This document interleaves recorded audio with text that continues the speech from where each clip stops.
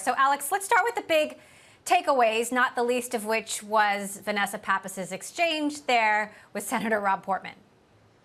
Yeah, and Vanessa's exchange with Portman wasn't the only testy exchange she had. Josh Hawley, another Republican on the Senate panel today, also questioned her, basically voicing what we've seen a continuation of concerns from Republicans as to whether or not the company will give any data to the Chinese government. She has unequivocally continued to say, no, we will not, but she would not go so far as Portman asked to say we will cut off all data. Now, Emily, kind of true to how these hearings seem to be going lately, the conversation has been really wide-ranging outside of just the TikTok context. We have executives from Facebook, from Twitter, and from YouTube there today. And the questions have ranged from responses to some of the allegations we heard this morning that the companies prioritize growth over everything, including user safety, to also getting really specific in the case of Twitter, asking Jay Sullivan over at Twitter whether or not he would commit to saying that the company did not misrepresent information to the FTC. So, Emily, the panel is ongoing as we speak right now, but I'm sure we'll continue to see a range of topics out of this conversation. Well, David, to that point, maybe even more interesting than hearing the executives testify was hearing the former executives testify at the pre-hearing. What do you make of the concerns that they raised? Well, it was very meaningful. And it was meaningful not just because they're critics, but because they are such deeply informed critics who are themselves former insiders. So both the former executives from Twitter and from Facebook were among the highest ranking engineering people in the company. In the case of Twitter, he was head of engineering there. And these are people who are now telling the senators that disinformation is not a priority for these companies, that growth, user growth and user engagement is always prioritized in systems management and design, and that is why the problems exist. And they also were very emphatic that there are tools that could be implemented by government that could require these companies to change that. But they need the incentives from government, and otherwise they're never going to change. Well, let's talk about that. I mean, there have been hearings like this now for several years, and regulation has yet to catch up. Given the speed at which social media moves and the lack of speed at which regulation moves, how much do you think, David, that this is really going to push the envelope on regulation? Well, unfortunately, even though the intelligence of questioning at Congress has steadily increased, and I think today's hearings showed that the senators are significantly more informed and probing in an intellectually legitimate way when they talk to these leaders of the tech companies.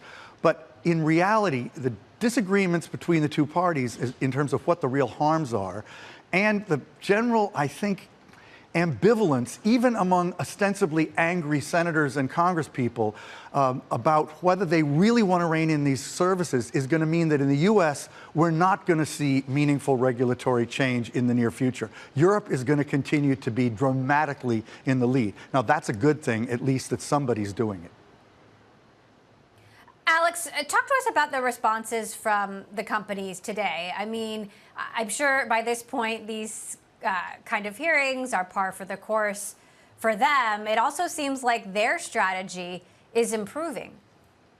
It is a little bit, and you do see them at least seeming like they're wanting to play ball to a certain extent. But I did want to highlight something that David just brought up in terms of the tension between the two partisan groups of these senators and how that's manifesting itself and how the companies are coping.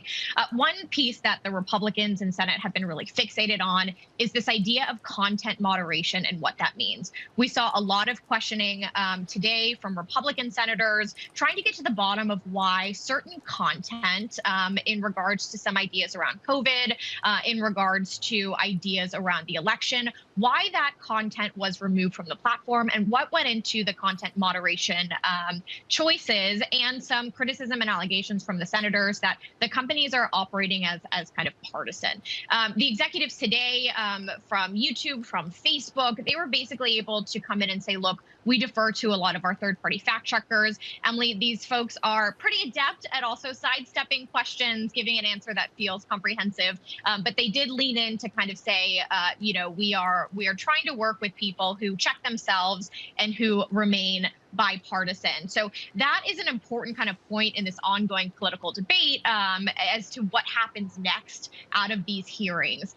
The Republicans seem to be very fixated on some of these issues around content moderation and around China, whereas the Democrats are leaning into some other ideas like, pushing for further controls and questions around the algorithm. So again, these tensions manifesting itself seem to be continuing to raise the level of these conversations, raise the tenor of these conversations, and the quantity of executives going down to Washington. But it has kind of ground some progress to a slower pace than I think some legislators would want.